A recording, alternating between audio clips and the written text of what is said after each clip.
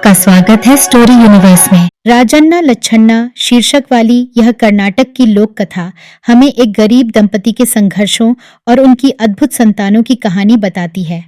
इस कहानी के लेखक प्रो बी व ललितांबा हैं, जिन्होंने लोक कथाओं को जीवंत बनाकर पाठकों को मंत्रमुग्ध किया है।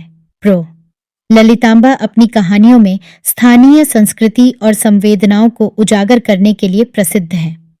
कहानी का आरंभ एक गरीब परिवार से होता है, जिसमें पति अपनी गर्भवती पत्नी के लिए जंगल से लकड़ी काटकर गुजारा करता है।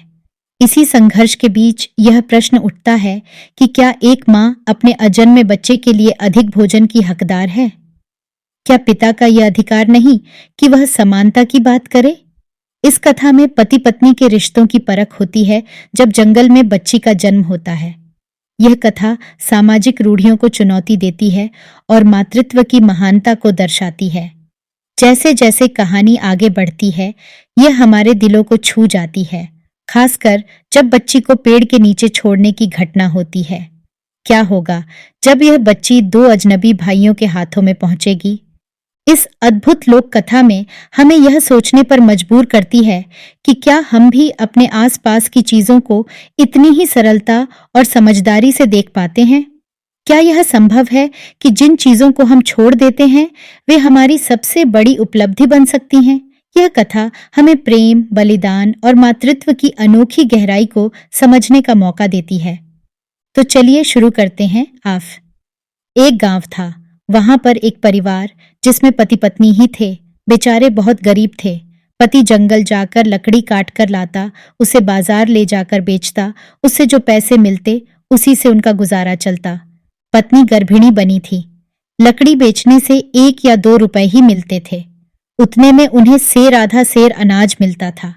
वह अनाज पीसकर पत्नी चूल्हे में पकाती, पकाकर उसमें से 3 विष्ट पिंड बनाती, खुद 2 विष्ट खा लेती, 1 विष्ट पति को देती थी। एक दिन की बात है, मियाँ ने बीवी से प्रश्न किया कि क्या बात है? जंगल जाकर लकड़ी काटने का काम मैं करता हूँ, उसे बाजार ले जाकर मैं बेचता हूँ, और तुम हो कि विष्ट के 2 गोले खुद खा लेती हो और मुझे 1 की गोला देती हो। ये क्यों? इस बात पर उसकी बीवी जवाब देती है कि 1 गोला मैं अपने लिए रखती हूँ, दूसरा गोला जो है वह मेरे पेट के अंदर जो बच्चा है उसे खिलाती हूँ। मियाँ चुप रह गया, मगर बात मन में रखी। वह दिन बीता। अगली सुबह बीवी ने ही खाना पकाया। आज दोनों जंगल साथ मिलकर जाने वाले थे। जंगल जाकर मियाँ ने और दिनों की तरह आज भी लकड़ी काटी। सिर्फ यह था कि आज लकड़ी का गट्ठा बीवी बांध रही थी। जब सब लकड़ी बंध गई तो मियाँ ने और लकड़ी काटी। तभी मियाँ को बहुत भूख लगी। उसने कहा, पहले हम खाना खा लेते हैं। बीवी ने खाना परोसा। उसने अपने लिए 2 गोले रखे, मियाँ को 1 गोला परोसा। अब मियाँ की बारी थी। कटी लकड़ी का उसने तीसरा एक गट्ठा बनाया। बीवी ने पूछा, 2 गट्ठे काफी हैं, तीसरा गट्ठा किस लिए? मियाँ ने जवाब दिया, 1 गट्ठा मेरे लिए और 2 गट्ठे तुम्हारे लिए।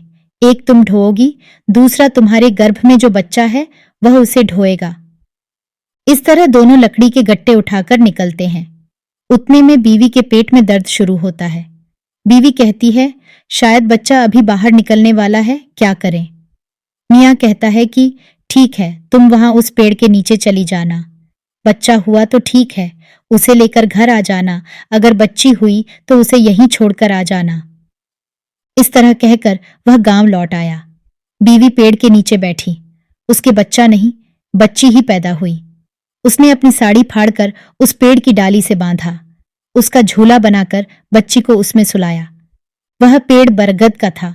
पेड़ से उसने कहा, वृक्ष माँ, मैं अपने पति के घर जा रही हूँ। मेरे पति ने इसे यहीं पर छोड़ आने को कहा है।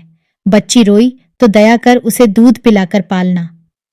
घर लौटने पर मियाँ पूछता है, क्या संतान हुई बच्चा कि बच्ची? जवाब में बीवी कहती है, बच्ची। सुनकर मियाँ कहता है, ठीक है। उसी जंगल में राजन्ना लच्छन्ना दोनों ने भी अपना मकान बना लिया था। वे दोनों बातचीत करते इसी रास्ते आए। बच्ची ने रोना शुरू किया। बरगद के पेड़ से बूंद बूंद दूध बच्ची के मुंह में गिरा। ये दोनों मित्र शिकार के लिए इधर जा रहे थे तो उनके कानों में बच्ची के रोने की आवाज सुनाई पड़ी।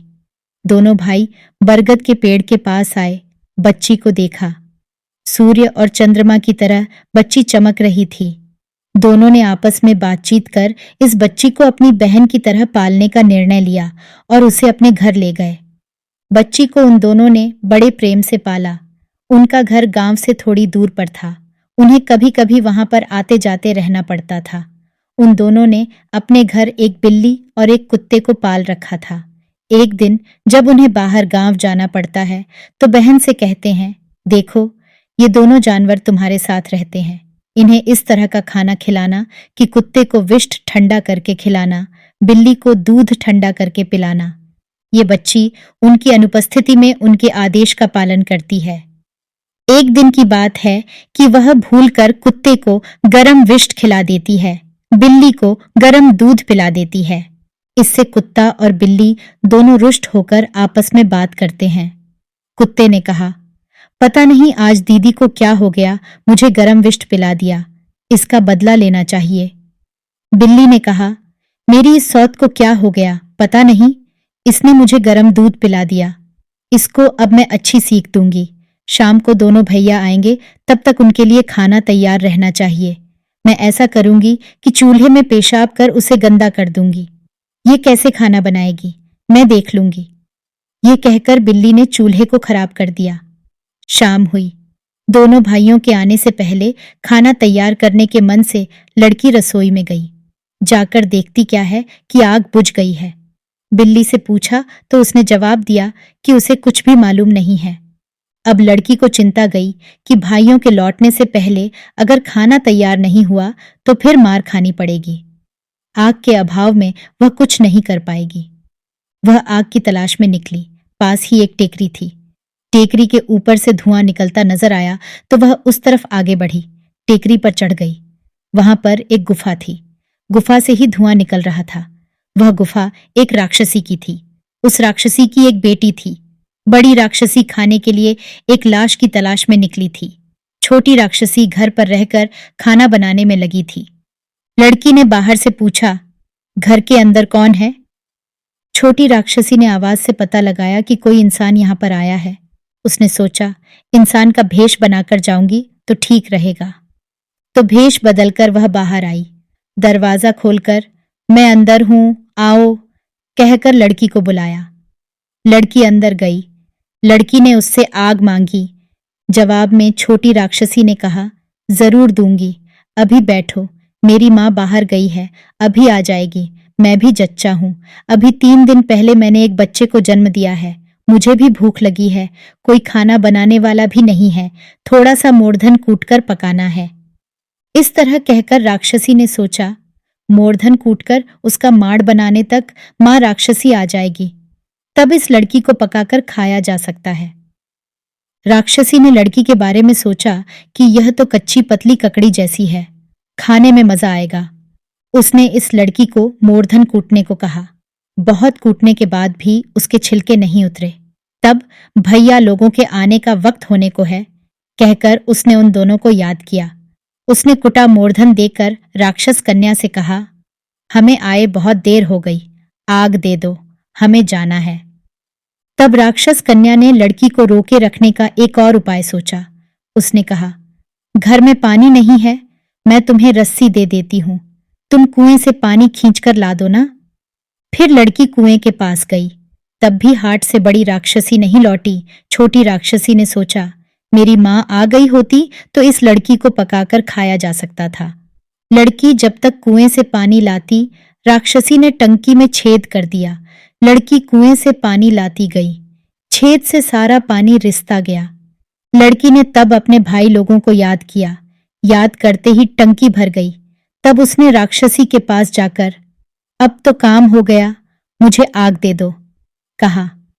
उस पर राक्षसी लड़की को रोककर कहती है, रुक जाओ ना, माँ अभी आ जाएगी, उसके बाद भी जा सकती हो। अभी ऐसा करो कि ये कुछ गंदे कपड़े हैं, इन्हें तब तक धो दो। राक्षसी सोचती है, यह पतली ककड़ी सी लड़की अब हाथ से निकल जाएगी, माँ अभी तक नहीं आई। लड़की ने कपड़े भी धो दिए। राक्षसी ने तब भी आग नहीं दी। तब बिल्ली को इस पर दया आई। उसने फुसफुसाकर लड़की से कहा, दीदी चिंता मत कर, मैं रसोई में जाकर आग उठा लाऊंगी। वही किया। फिर लड़की बिल्ली के साथ घर लौट आई। लड़की के वहां से निकलते ही बड़ी राक्षसी लौटी। आते वक्त वह अपने साथ 2 लाश उठा लाई थी। छोटी राक्षसी ने उसे बताया कि पतली ककड़ी सी लड़की आई थी और वह अब हाथ से निकल गई। तब बड़ी राक्षसी भागकर आती है, मगर बहुत ढूंढने के बाद लड़की नहीं मिलती। तभी उसे राजन्ना और लच्छन्ना का मकान दिख जाता है। तब यह सोचकर कि यही लड़की का घर होगा, वह दरवाजे पर आकर, जी जरा दरवाजा खोलना, कहती है। तब लड़की कान से कौए से कहती है कि देख तो कौन आया है। कौआ दी झांक कर देखती है तो पता चलता है कि यह राक्षसी आई है। वह लड़की को सावधान करती है। दरवाजा नहीं खुलता। बहुत देर खटखटाने पर जब दरवाजा नहीं खुलता तब राक्षसी को गुस्सा आता है और वह अपने मांसभक्षी दांत बाहर निकालकर दरवाजे की दहली पर टिकाकर यह सोचती है कि जब यह लड़की बाहर निकलेगी है तब इस पर पांव रखेगी, चुभेगा तो मर जाएगी। राक्षसी फिर लौट जाती है। तब राजन्ना लच्छन्ना घर के पास आकर दरवाजा खटखटाते हैं। लड़की बिल्ली को पता लगाने के लिए भेजती है। बिल्ली से पता लगाकर लड़की दरवाजा खोलती है। राजन्ना पांव धोने को पानी मांगता है। लड़की उसे पानी देने आती है। दरवाजे पर लगे राक्षसी के दांत पर पांव रखने से वह मर जाती है। फिर रामण्णा लच्छन्ना एक बक्सा मंगाकर उसमें लाश को रखते हैं। फिर उसे उसी बरगद के पेड़ तले रखते हैं।